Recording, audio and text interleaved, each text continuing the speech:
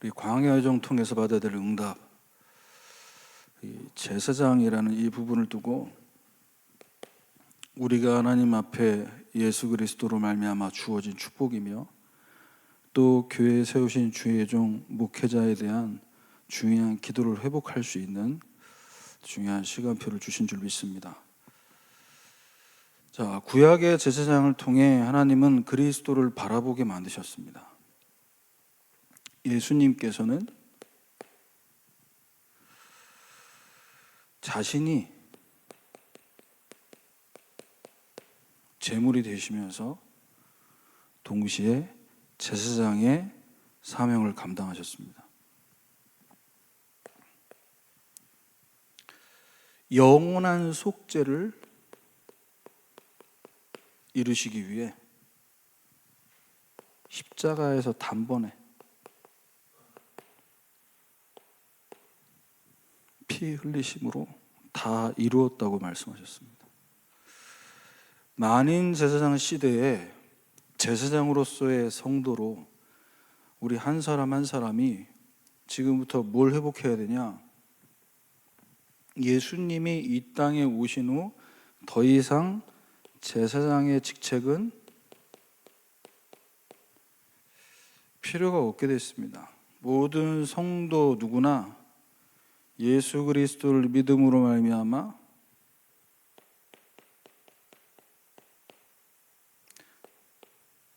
하나님 앞에 담대히 나아갈 수 있는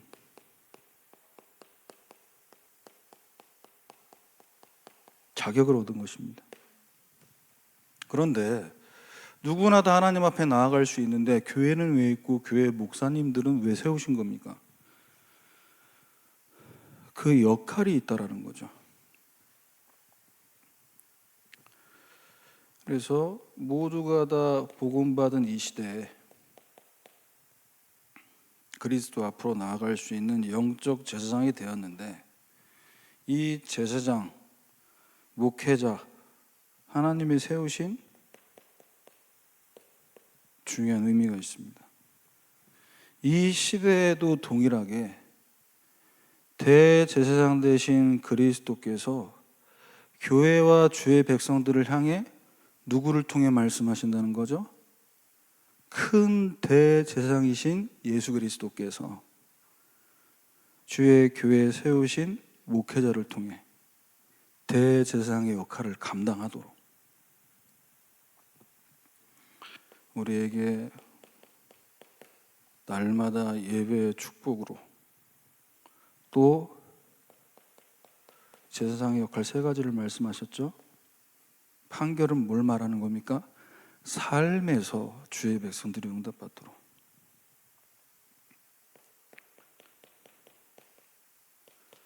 그리고 축복권이 있습니다. 예배를 다 마무리하고 축도하는 그것이 뭘 얘기하는 거냐? 예배가 다 끝났다, 이제 갈 시간 됐다를 알리는 사인이 아니라 축복받도록. 그래서 하나님 여러분 이 시간에 한 분 한 분을 축복하시기 위해 이 자리에 부르신 줄 믿습니다. 그래서 하나님께서 목회자를 통해 주실 이 중요한 응답을 진짜 믿는 사람은 예배 시간에 정말 늦게 오더라도 죽더라도 받고 가려고 한다니까요.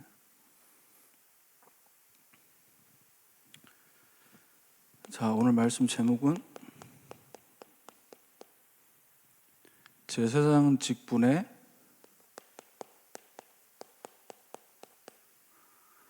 하나님께서 허락하신 아름다운 역할과 사명입니다.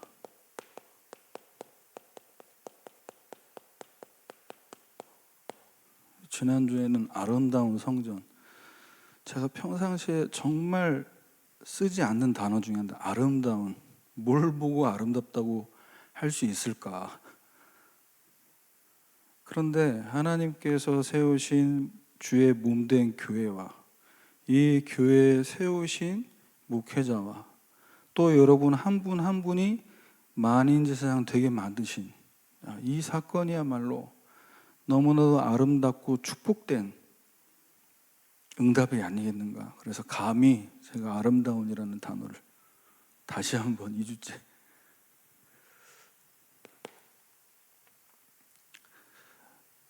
누구도 감당할 수 없는 일이고요. 돈 있다고 실력 있다고 할 수 있는 일이 아닙니다. 하나님께서 복음 듣게 하셔야 되고 하나님의 자녀 돼야만 감당할 수 있는 역할과 사명이 있는 것이죠. 그래서 첫 번째로 제사장 직분은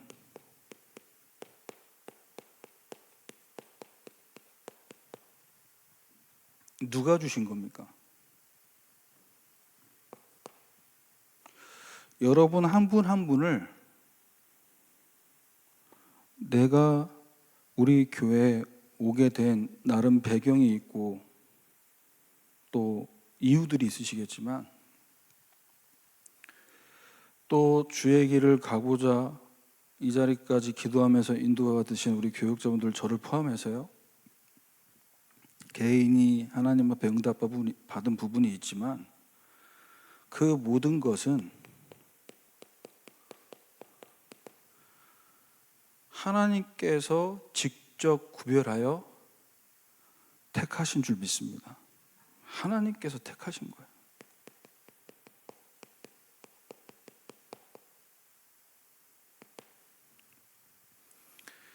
그래서 제사장의 직분을 내가 감당하고 싶다고, 내가 주의를 하고 싶다고 해서 되는 게 아니라, 물론 마음의 소원을 두고 하나님이 행하게 하시는데요.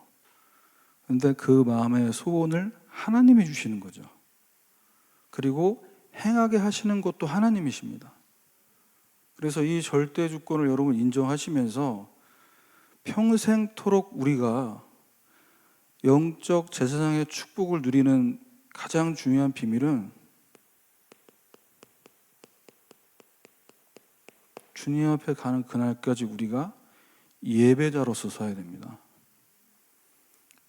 목회자로, 설교자로, 사역자로 서기 전에 하나님과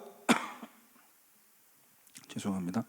하나님과 1대1로 통하고 만나는 예배자가 돼야 됩니다.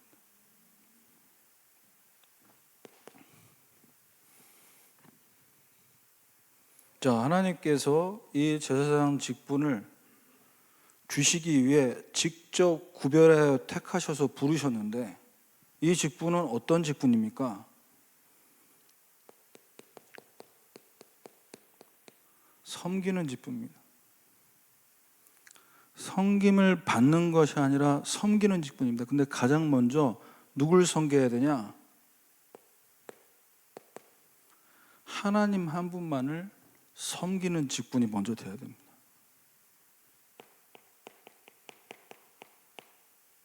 출애굽기 28장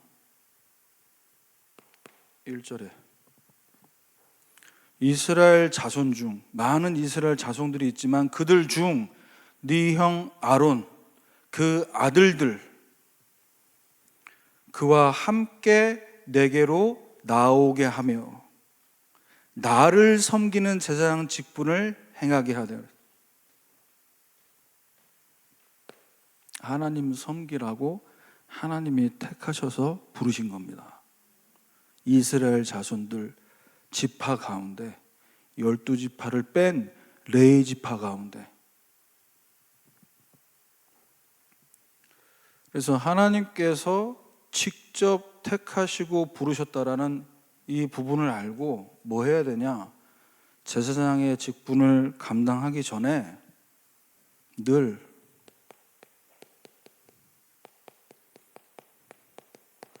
하나님 앞에 서는 이 코람데오의 신앙, 이 믿음을 가지고 있어야 됩니다.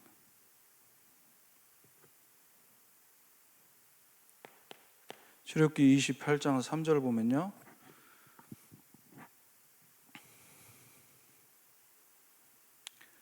아론의 옷을 지어 그를 거룩하게 하여 내게 제사장 직분을 행하게 하라 그랬어요. 28장 1절 하반절에 보면 그와 함께 내게로 나오게 하여.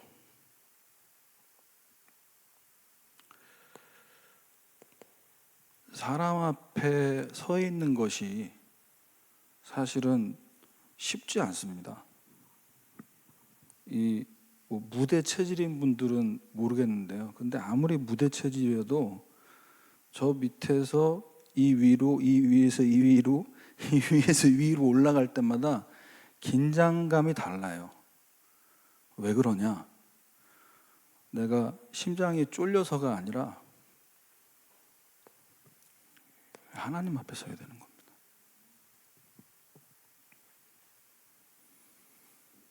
그래서 하나님 앞에 서기 위해 뭐가 먼저 돼야 되냐? 거룩하게 하여 제사장 직분을 행하게 하라죠. 구별된 것입니다. 그래서 성직자라고 하는 거죠. 구별된. 아무나 하는 것이 아니라 하나님께서 구별해서 택하신 겁니다. 그렇기 때문에 예배자로서 응답을 받기 위해선 출애굽기 29장 35절에서 37절, 제사장의 옷을 만들 것을 28장에 말씀하시고 29장에는 제사장에 대한 위임식을 말씀하셨다고 했죠. 자, 그 내용을 살펴보면 무엇을 강조하고 있냐? 35절입니다. 이레 동안 위임식을 행하되, 36절에 매일 송아지 하나로 속죄하기 위해 속죄제를 드려서 제단을 위하여 속죄하여 깨끗하게 하고, 37절에 속죄하여 거룩하게 하라. 그리하여 지극히 거룩한 제단이 되리니 제단에 접촉하는 모든 것이 거룩하리라 그랬어요. 거룩하신 하나님.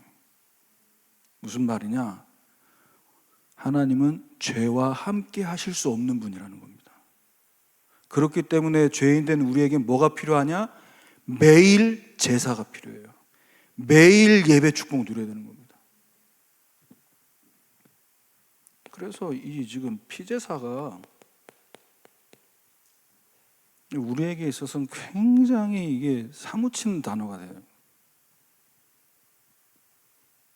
너가 제사장으로서 멋있는 옷 입고 사람들 앞에 서는 그게 중요한 게 아니라 구별된 자로서 너가 거룩한 자의 응답을 먼저 바라야 된다.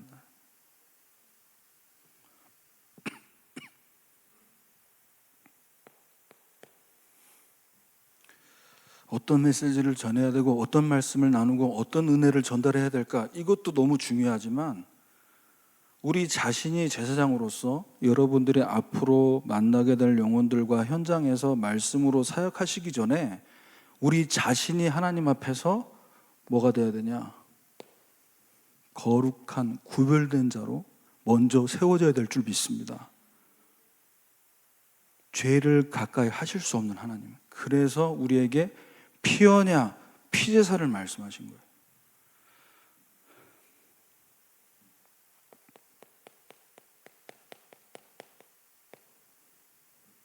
그래서 하나님께서 직접 저와 여러분을 영적 제사장의 사역을 감당하도록 세우셨습니다. 하나님이 세우셨기 때문에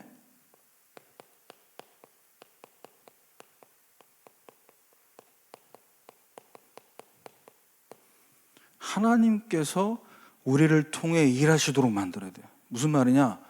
우리가 하는 것이 아니라 하나님이 나를 통해 하시도록 우리가 도구가 되어야 됩니다.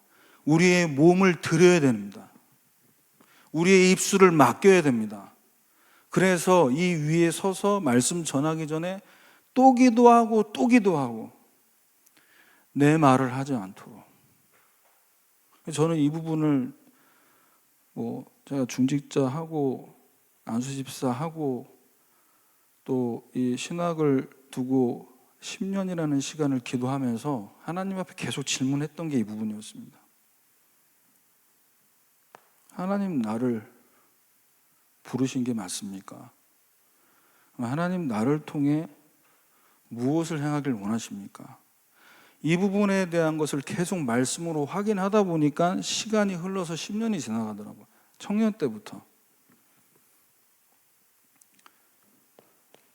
뭐 그렇게 시간 뜸을 들입니까? 어차피 공부할 거 빨리 신학교 가서 졸업하고 목사로서 사역을 빨리 하는 게 좋지.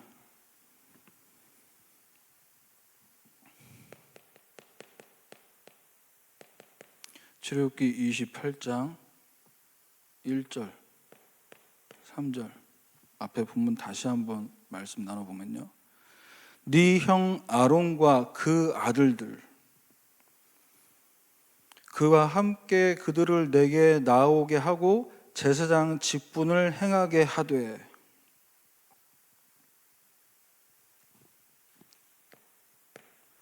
3절입니다.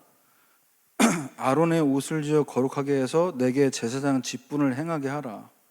무슨 말이냐? 제사장 직분, 또 주의 종으로서 이 길을 가는 것은요, 여러분은 주의 종이 아닌데 제사장에 대한 주의 길을 간다는 이 부분에 대한 얘기를 왜 들어야 됩니까? 여러분 자녀들과 여러분 가정과 가문에 이 응답 받을 사람이 일어날 수 있잖아요. 하나님 우리 자녀를, 우리 가족 중에 누군가를 주의 종으로 부르신다면 그걸 위해 누군가는 기도해야 되지 않겠습니까? 뭘 알아야 기도할 수 있죠. 하나님 써주세요, 우리 자녀를 받아주세요, 이래가지고 하나님 쓰시는 게 아닙니다. 하나님께서 행하실 일을 두고 부르시는 겁니다. 그렇기 때문에 뭘 알아야 되냐? 내가 서원한다고, 또는 내가 하고 싶다고 해서 되는 일이 아니라 먼저 어떤 응답을 받아야 되냐? 싹수가 보인다고 하잖아요. 어릴 때부터, 아기 때부터 주의 길을 가기 위해 하나님께서 딱 예배한 사람은요, 예배의 자리와 말씀이 선포되는 훈련의 자리에 절대 빠지지 않습니다. 그게 특징이에요. 누가 시키지 않아도 그 자리에, 그곳에 말씀 선포, 중요한 말씀이 선포되는 그 자리에 딱 와 있는다니까요.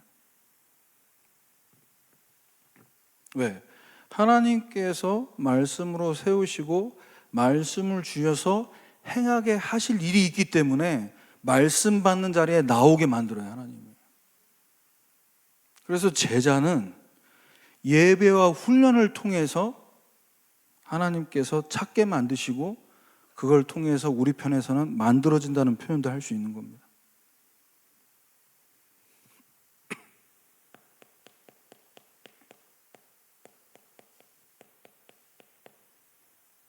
피제사를 매일 드리라고 말씀하셨고, 출애굽기 29장 38절에는요, 매일 1년 된 어린 양 2마리, 한 어린 양은 아침에 드리고 한 어린 양은 저녁 때에 드릴지며. 아침이고 밤이고 주야로 예배 드리라는 거예요.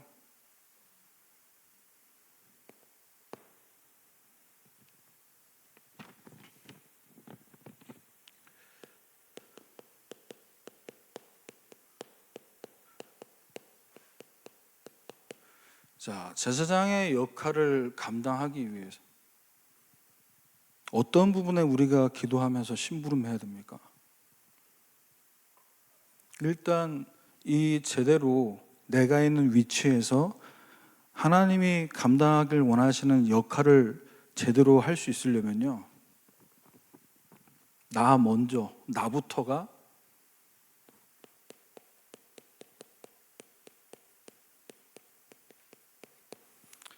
나를 향한 하나님의 음성을 들을 수 있어야 됩니다.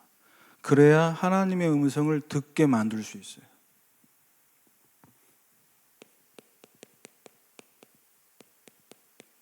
그래서 이 부분을 두고 중보기도 해야 되는 거죠.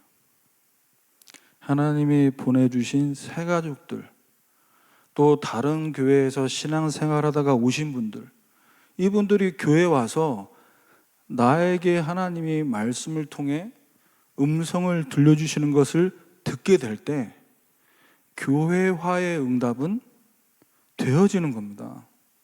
우리 교회 좋은 교회고 우리 목사님 좋으시고 이런 부분을 우리가 은혜 받은 것을 자랑해야 되는 건 맞지만, 본인들이 하나님의 음성을 들으면 오지 말라고 해도 기를 수가 옵니다. 가까운데, 집에서 가까운 교회 많은데 왜 여기까지 힘들게 오세요? 가까운데 가시면 더 좋은데, 아무리 얘기를 해도 옵니다. 예, 제가 여기 증인이거든요. 저희 부모님이 서울 살다가 이사 가셔가지고 버스 3번 타고 저희 교회까지 가야 되는데, 모교회 가야 되는데 왜 거기만 교회냐고, 동네 교회 가라고 본인들은 안 가시면서 왜 그렇게 저를 핍박하고 못 가게 하시는지. 차비도 안 주셨어요. 뭐 걸어갈 수 있는 거리가 아니라 버스 3번 갈아타고 가야 되는데. 자, 하나님의 음성을 들을 수 있게 이 부분을 두고 우리가 제사장의 중요한 제사장적 사명, 이 역할을 감당하기 위해서는요, 제사장의 역할,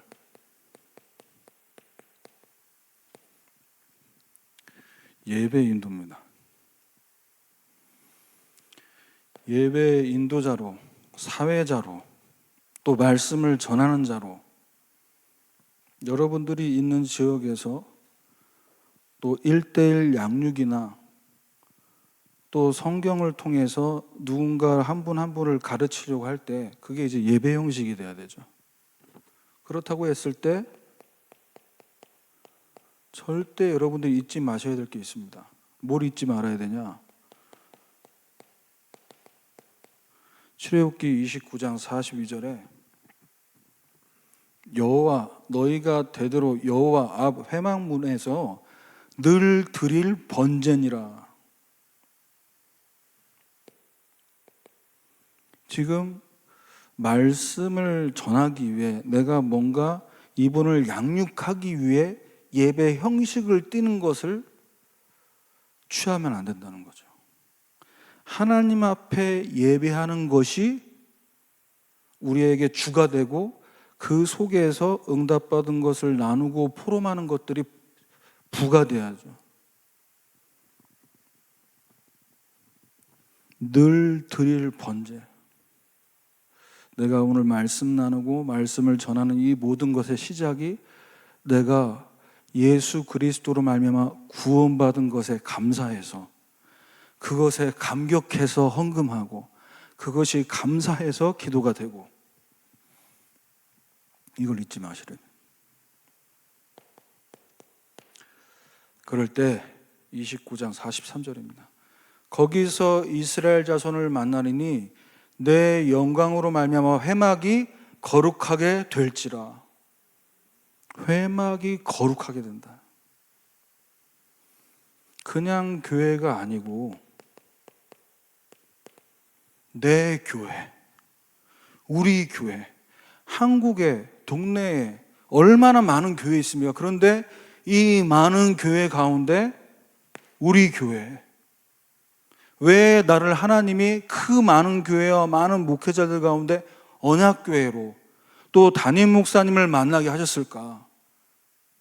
나를 향해 하나님께서 구별된 응답과 주시고자 하시는 축복이 따로 있기 때문에 우리를 부르신 줄 믿습니다.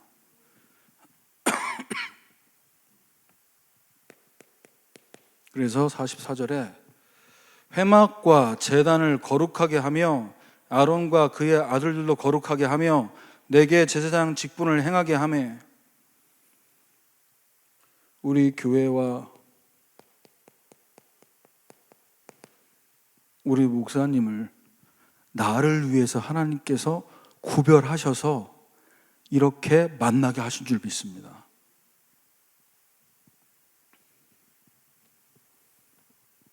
이게 돼야 나를 향한, 내가 죽을 때까지 우리 교회를 섬겨야 될 중요한 사명, 중요한 역할들이 나오게 돼 있어요. 그냥 마당에 뜰만 밟고 가는 썬데이 크리스찬으로서는 우리 교회, 우리 목사님의 응답을 못 받습니다. 그러니까 계속 어떻게 돼야 되죠? 교회 순회를 하게 되죠. 이 교회, 저 교회 계속 다닐 수밖에 없어요. 물론 교회를 옮기는 것도 하나님 인도 속에 있지만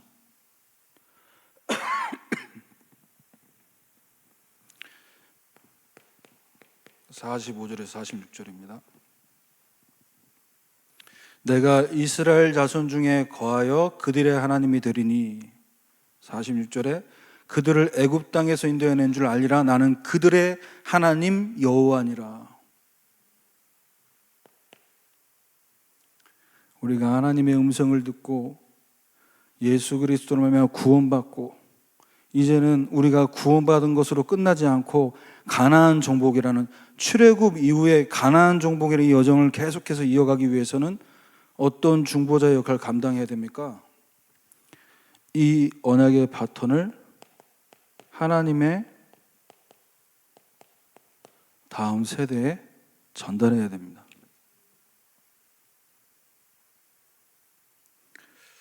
그래서 우리 후대들에게 뭐가 전달돼야 되냐?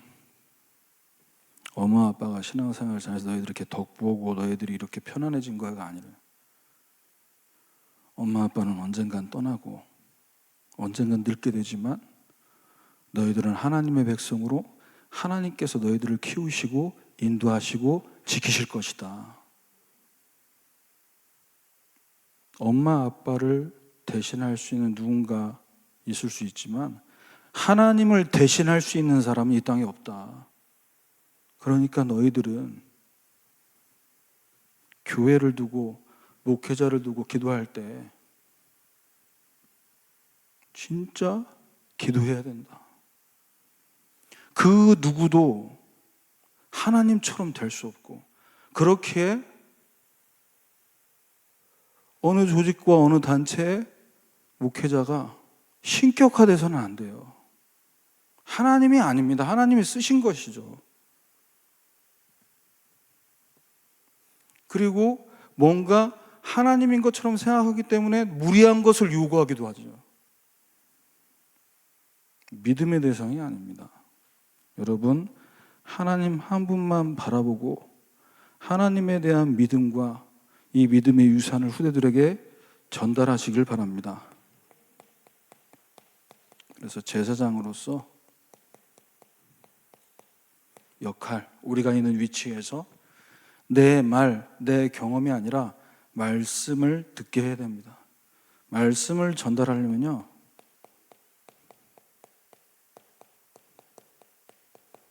항상 해야 될 게 있어요. 뭘 해야 되냐? 내게 맡기신 양들을 위한 중보기도가 있어야 됩니다. 말씀을 전달하기 위해서는 출애굽기 29장 42절에 잊지 말고 피제사 늘 드릴 번제, 복음을 말해야 되기 때문이 아니라 복음을 말하지 않을 수 없는, 왜? 내 상태가 죄인이든 늘 죄 가운데 빠져있고 늘 나, 육신, 세상 중심으로 뭔가가 계속 돌아갑니다. 그게 바로 뭐가 필요한가요? 늘 드릴 번제, 피제사, 십자가 밑으로, 십자가 앞으로 나아가야 되는 상태. 자, 그러면서 말씀을 전달하는 역할을 감당하기 위해서 뭐가 돼야 됩니까? 내가 거기서 너희와 만나고 내게 말하리라. 하나님이 나에게 무엇라고 말씀하시는지 이걸 들어야 됩니다. 들은 게 있어야 전달할 수 있죠. 그러면 하나님이 내게 말씀하신 것을 말하고 내게 보여주신 것을 말하는 겁니다. 그게 증인입니다. 그래서 이 말씀 전달하는 역할을 감당하기 위해서는요, 항상 뭘 해야 되냐? 양들을 향한 중보기도입니다. 사무엘상 3장 12장입니다. 12장 23절입니다. 나는 너희를 위해 기도하기를 쉬는 죄를 여호와 앞에 결단코 범하지 아니하고 선하고 의로운 길을 너희에게 가르칠 것인지요. 기도를 쉬는 죄를 범하지 않아야 항상 너희를 위해 기도를 쉬는 죄를 범하지 않게. 그때 뭐가 나온다고요? 선하고 의로운 길을 너희에게 가르칠 것인지요. 하나님께서 너희가 가야 될 길을 말씀을 통해서 나를 통해 전달하게 만드실 것인데 나는 뭘 쉬지 않아야 된다고요? 기도를 쉬지 않아야 돼요.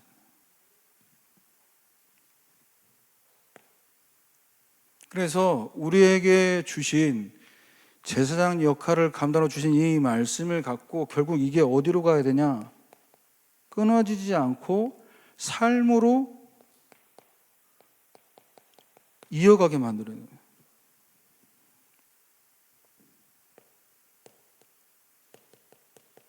로마서 8장 1절이죠. 8장 2절만 보면요. 우리가 암송하고 있고 너무 많이 들은 성경 구절이지만 이 말씀을 가지고 삶으로 이어가게 나는 어떻게 이 말씀을 가지고 교회에서 주신 말씀을 내 현장의 장막까지 이어가게 만들었는가, 여기에 하나님 증인되기를 원하시는 거거든요. 그리스도 예수 안에 뭐가 있습니까? 생명. 그리스도 예수 안에 성령의 법. 예수 안에 있을 때만 우리는 참 자유와 평안을 얻게 될 줄 믿습니다. 예수 안에서. 그런데 사람들은 예수 안에서 자유, 평안을 찾지 않고요. 내가 예수 믿는다는 이유로 내 삶이 사고 없이 편안하게 사라지면 그걸 하나님께서 나에게 응답하셨다고 생각합니다. 아무 일도 일어나지 않는 것. 근데 그리스도 안에 있으면 어떤 일이 일어나도 괜찮은 줄 믿습니다. 괜찮은 정도가 아니라 예수 안에 있기 때문에 큰일과 위기와 환난이 왔을 때 하나님이 하실 새 일을 더 기대하게 되는 거죠.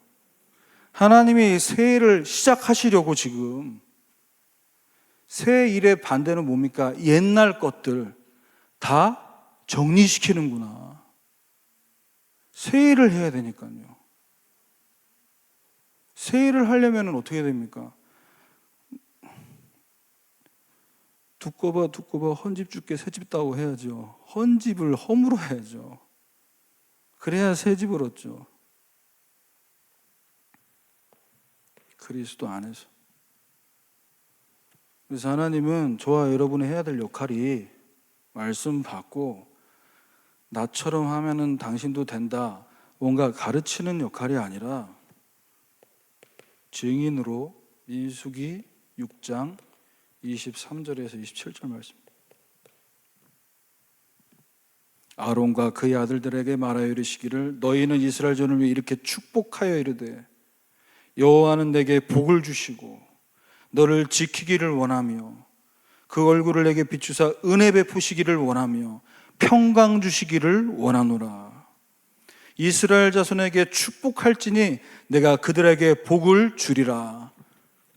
여러분, 먼저 복 받으시고 하나님이 내게 주신 축복을 여러분을 만나는 모든 분들에게 축복을 빌어주시길 바랍니다.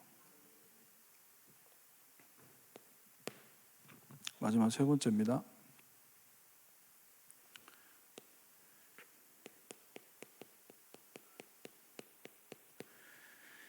이 제사장의 사명을 완전히 감당할 수 있기 위해서는 뭐가 돼야 되냐? 이 한 영혼 한 영혼을요, 나에게로 오게 만들면 안 되고요. 한 영혼 한 영혼이 하나님께로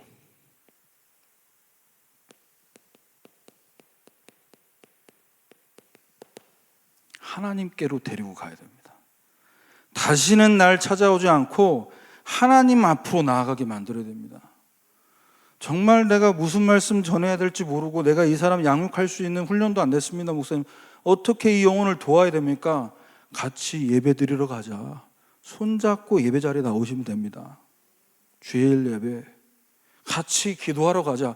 금요 기도회 같이 새벽 제단을 쌓으러 가자. 새벽 기도회.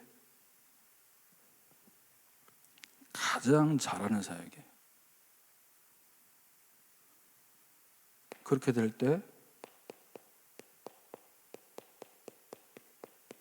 여러분을 통해 부음받은 그분들이 여러분을 본받는 자가 되고, 여러분은 더욱더 시간 가면 갈수록 내가 아니라 우리를 통해 그리스도가 드러나게 될 줄 믿습니다. 예수님을 닮아가는 거예요. 예수님의 모습, 예수님의 삶.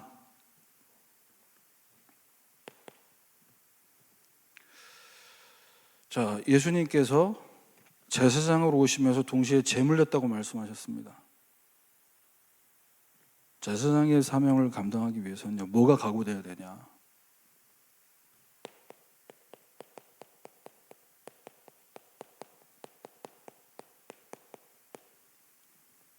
내가 누군가를 양육하고 도우면서 그걸 통해서 대우받는 게 아니라 철저히 낮은 자리에서 섬기기 위해서 희생하고, 뭔가 이 영혼이 나 때문에 아파한다면 그 부분에 책임을 져야 됩니다. 현장에 나가서 우리가 복음 전하고, 제가 청년 때, 대학생 때 직분을 맡았는데, 노방전도 현장 나가서 영등포역 서울역에서 복음 전하면요, 다 이름 적고 나이 적고 영접 이름 적고 다 카드를 다 받아요. 그럼 제가 집에 가져가면 책상에 수북히 쌓여 있어요. 근데 이건 계속 우리 집에 나에게 쌓여져 있는데 이걸 어떻게 처리해야 되냐? 누구도 복음은 전하고 영접시켰지만 이 영혼을 지속해서 양육할 생각을 안 하는 거예요. 아이를 임신해서 낳아놓고, 그래서 제가 이 영접 카드를요 이렇게 들고 우리 대학부 부장 장로님한테 찾아가가지고 보여, 이거 어떻게 해야 될까? 그러니까 장로님 뭐 말을 못하세요. 책임을 져야 될 거 아닙니까? 책임지려면요 희생이 따라야 돼요. 세상에 또 청년, 대학부 올라가서 제가 청년에 올라가서 또 저기 대학로 현장 가서 청년 한 200명이 가서 전도 현장 나가서 복음 전하고 영접하고, 또 저한테 다 들어왔어요. 카드가 정리하는데, 본인 직장이 어디든 내가 오늘 이 현장에서 만나는 사람들을 누구에게 연결시킬 마음이라도 있어야 될 거 아니에요. 전혀 책임 안 져요. 저 혼자 그걸 정리하면서 또 전화 돌리면서 참 많은 생각을 했었습니다. 현장 나가서 복음 전하기 전에 영혼 구원을 위해 정말로 책임지고 희생할 수 있는 기도가 먼저 돼야 됩니다. 귀신에게 시달려서 무속인 길을 알 수밖에 없는 그들을 만나서 복음 전하면, 그분들의 복음 전해서 예수 영접하면 그분들의 생계는 누가 책임지냐는 거죠. 그런 책임질 생각 전혀 하지 않고 무책임하게 가서 막 복음 전하고 이거 다 버리셔야 된다고.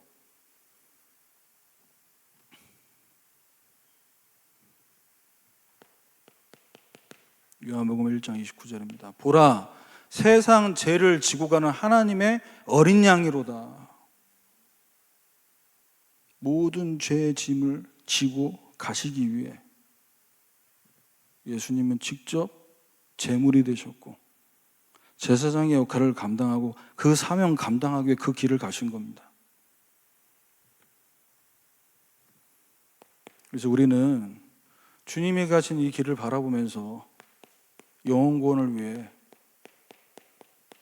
히브리서 2장 14절 15절 말씀이죠. 죽음을 통하여 예수님 죽으신 그 십자가 사건을 통해 죽음의 세력을 잡은 자 곧 마귀를 멸하시며 한평생 매어 종로로 타는 모든 자들을 놓아주려 하심이니.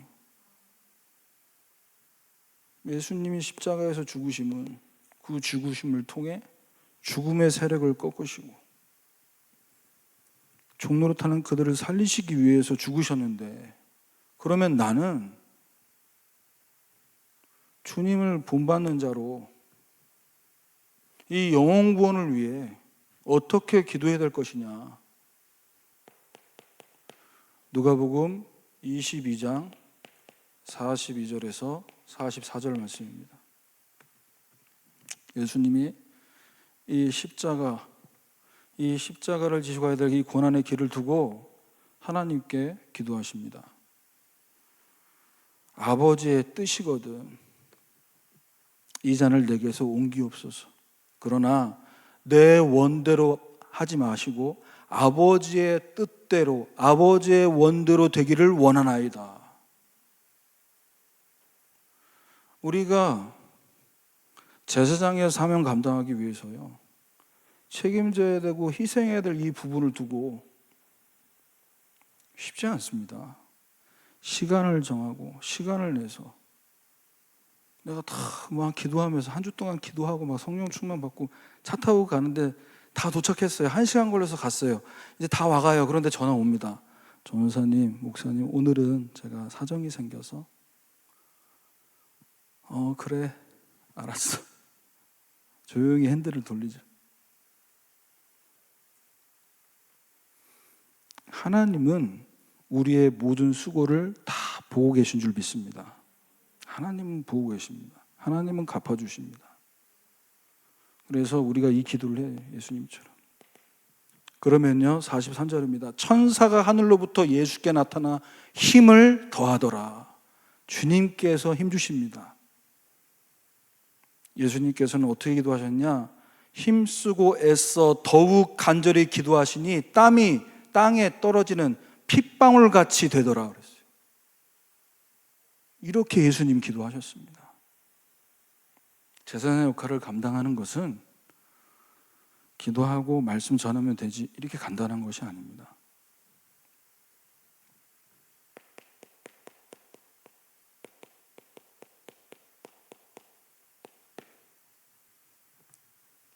쉼이 없는 기도, 영혼을 위해, 영혼 구원을 위해 여러분 기도로 희생하시고 말씀 전하는 걸로 영혼들을 책임져 주시길 바랍니다. 제사장의 사명을 감당하기 위해서 믿음의 도리를 알아야 됩니다. 히브리서 4장 14절입니다. 우리에게 큰 대제사장이 계시니 승천하시니 곧 하나님의 아들 예수시라. 우리가 믿는 도리를 굳게 잡을지어다. 내가 제사장의 사명을 감당하지만 이 제사장 사명을 감당하게 만드는 우리의 믿음은 어디에 근거되어 있다고요? 큰 대제사장이신 예수 그리스도. 그렇기 때문에 내가 연약해도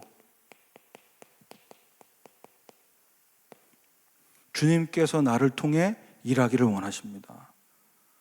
우리가 예수 믿고 강해지고 능력 많아지고 축복받고 잃어버린 건강은 다 회복하고 그렇게 하지 않아도 우리 주님께서 우리를 통해서 일하십니다. 이것을 믿고 이 연약한 부분에 우리의 연약함을 대제사장 되신 예수님께서는 동정하지 못하시리 아니요 모든 일에 우리와 똑같이 시험 받으신 이로되 그랬어요. 주님께서 우리의 약점 다 알고 계십니다. 그렇기 때문에 우리는 더욱더 대제사장 대신 큰 대제사장 대신 그리스도를 붙잡고 이 제사장의 사명을 감당해 나갈 수 있는 것입니다. 그래서 히브리서 4장 16절에 연약하기 때문에, 또 넘어질 수 있기 때문에, 하지만 또 다시 일어나서 연약할 때나 또는 내가 응답받고 축복받아서 서 있을 때에나 그 어떤 때에도 하나님께서 주시는 돕는 은혜를 구하기 위해 은혜의 보좌 앞에 담대히 나아가야 될 줄 믿습니다. 담대히. 은혜의 보좌 앞에 담대히 나아가요.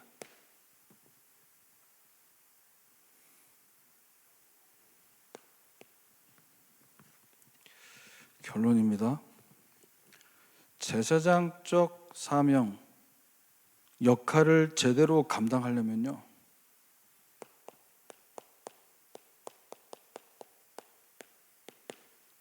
확실해야 됩니다. 뭐가 확실해야 되냐? 앞에도 말씀드렸지만 하나님이 나를 예배자로 부르셨다. 하나님이 나를 제사장적 사명을 감당하도록 이 시대의 영적 제사장으로 부르셨다.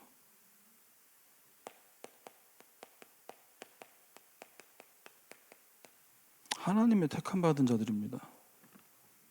그 얘기는 뭐냐? 하나님이 저와 여러분을 책임진다는 겁니다. 제가 전도사 되기 전이죠. 2011년도에 2008년도에 퇴사하고요. 2011년도에 이제 신학교 가기로 마음먹고 한 학기 다녔습니다. 그런데 사역지가 정해지지 않아요. 그래서 한 학기 다니고 그 다음 학기 신학 계속 허락 추천이 안 되는 겁니다. 왜? 사역지가 정해지나요? 내가 하나님이 택하셨고 하나님이 부르신 주의 종이 맞다면 어떻게 해야 됩니까?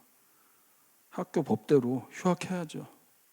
2년 꿀고 2013년도 담임 목사님께서 면접 봐주셔서 면접 합격하고 2013년도에 복학했습니다.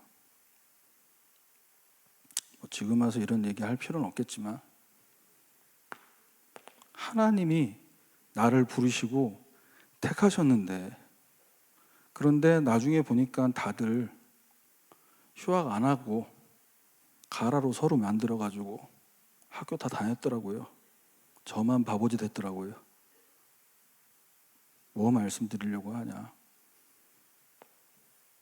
하나님이 날 택하셨다면 하나님이 책임지십니다. 이게 인정돼야 돼요. 하나님 앞에 인정되고 사람들 앞에 인정돼야 됩니다. 인정받으려고 하는 게 아니라 나 목사니까 인정해줘, 나 주의 종이니까 날 좀 인정해줘가 아니라 디모데후서 2장 15절의 말씀입니다. 너는 진리의 말씀을 옳게 분별하여 불꽃 없는 일꾼으로 인정된 자로 자신을 하나님께 드리기를 힘쓰라 그랬어요. 하나님이 나를 택하시고 나를 부르신 게 맞다면 하나님이 나를 책임지실 거니까 뭐 해야 된다고요? 자신을 하나님께 드리기를 힘써라.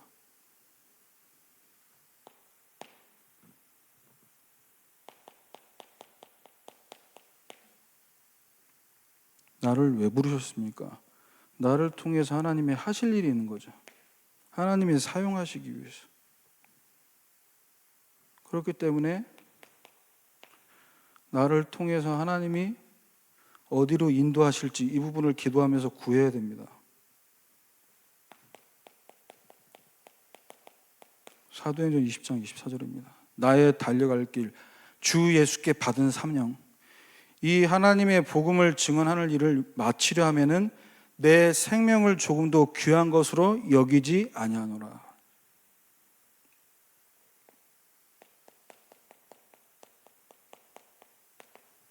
생명 걸고 가는 겁니다.